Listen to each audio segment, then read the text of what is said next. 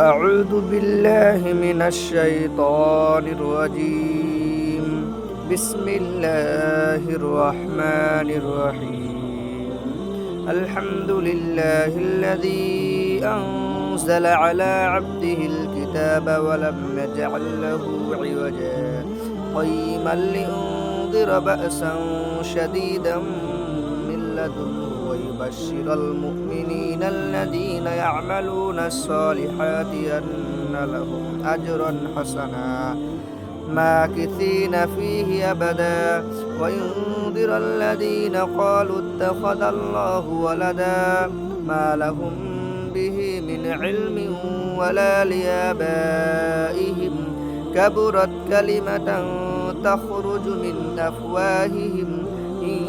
يقولون إلا كذبا فلعلك باخع نفسك على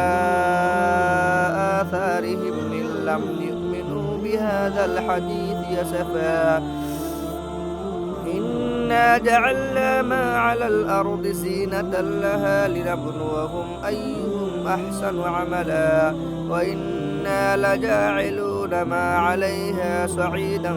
جرزا أم حسبت أن أصحاب الكهف والرقيم كانوا من آياتنا عجبا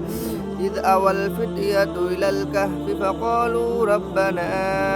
آتنا من لدنك رحمة وهيئ لنا من أمرنا رشدا সূরা কাহাফের 10 আয়াত। আল্লাহ নবী সাল্লাল্লাহু আলাইহি ওয়াসাল্লাম বলেন যে ব্যক্তি সূরা কাহাফের প্রথম 10 আয়াত এবং শেষের 10 আয়াত শুক্রবার পাঠ করবে আগামী শুক্রবার পর্যন্ত দাজ্জালের ফিতনা থেকে তাকে আল্লাহ রাব্বুল আলামিন হেফাজত করবে এবং কি আরো অন্যান্য ফিতনা থেকে আল্লাহ রাব্বুল আলামিন হেফাজত করবে। বৃহস্পতিবার আসরের পর থেকে নিয়ে শুক্রবার আসরের নামাজের আগ পর্যন্ত যে ব্যক্তি সূরা কাহাফের প্রথম 10 আয়াত এবং শেষ 10 আয়াত তেলাওয়াত করবে আল্লাহ রাব্বুল আলামিন তার আগামী এক সপ্তাহ শুক্রবার পর্যন্ত দাজ্জালের ফিতনা থেকে আল্লাহ রাব্বুল আলামিন হেফাজত করবে এবং অন্যান্য মুসিবত থেকে আল্লাহ রাব্বুল আলামিন তাকে হেফাজত করবে। শেষের 10 আয়াত হলো বিসমিল্লাহির রহমানির রহিম আফাহাসিবাল্লাযীনা কাফারু আন ইয়াত্তাখিযু ইবাদী মিন দুনি আউলিয়া ইন্না আ'তাদনা জাহান্নামা লিল কাফিরিনা নুজুলা قل هل ننبئكم بالأخسرين أعمالا الذين ضل سعيهم في الحياة الدنيا وهم يحسبون أنهم يحسنون صنعا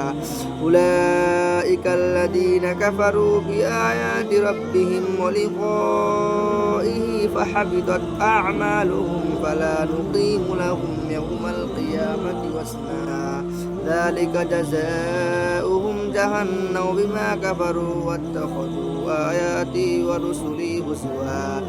إن الذين آمنوا وعملوا الصالحات كانت لهم جنات الفردوس نزلا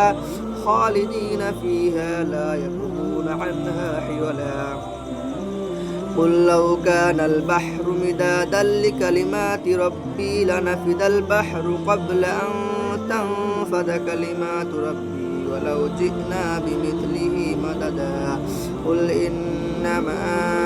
أنا بشر مثلكم يوحى إلي أنما إلهكم إله واحد فمن كان يرجو لقاء ربه فليعمل عملا صالحا ولا يشرك بعبادة ربه أحدا صدق الله العظيم। আল্লাহ রাব্বুল আলামিন আমাদের সকলকে এই আমলের প্রতি গুরুত্ব দিয়ে আমল করা তৌফিক দান করুক। আমিন। আখিরু দাওয়ানা আলহামদুলিল্লাহি রাব্বিল আলামিন। আসসালামু আলাইকুম ওয়া রাহমাতুল্লাহ।